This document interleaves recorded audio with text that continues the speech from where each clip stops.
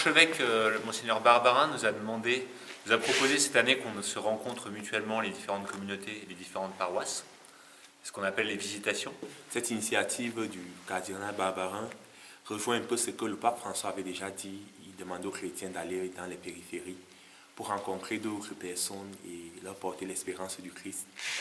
Et donc nous, un petit groupe de frères de Saint-Jodard, nous avons été la semaine dernière rencontrer les Carmélites Messagères de l'Esprit Saint à côté de Lyon, qui sont des religieuses d'origine brésilienne, qui sont installées en périphérie lyonnaise. Les sœurs là animent un patronage dans un quartier populaire de Lyon qui s'appelle les Minguettes.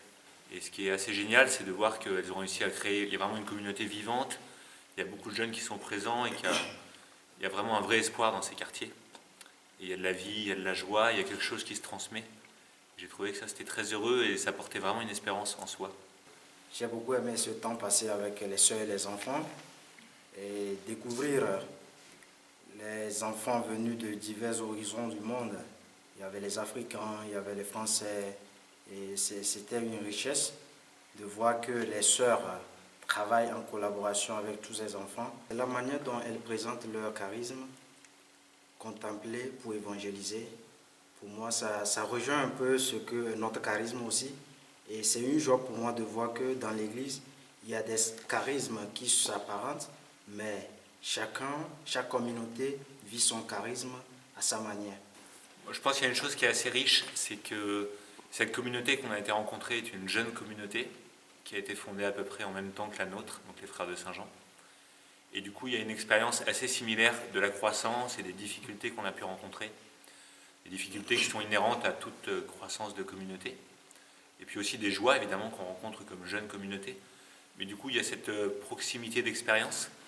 Et là, il y a une vraie richesse à pouvoir partager et à se dire que ce qu'on vit, c'est pas... Ce qu'on vit, c'est en quelque sorte normal. Et que donc, si telle communauté a pu passer tel obstacle, eh bien, telle autre communauté peut aussi passer tel obstacle. Et je me dis qu'il y a une joie dans cet échange et une certaine espérance parce qu'on voit dans quelle mesure on a pu rencontrer les mêmes obstacles et dans quelle mesure on a pu passer outre. Et rencontrer une communauté jeune comme la nôtre, nous avons pu échanger les expériences et voir ce qu'ils ont vécu, comment ils ont été fondés. Et ça nous a permis de dégager beaucoup de points communs entre eux et nous. Ça nous a permis d'approfondir certains aspects de notre charisme dans la réflexion personnelle et de voir aussi où ils en sont dans leur activité.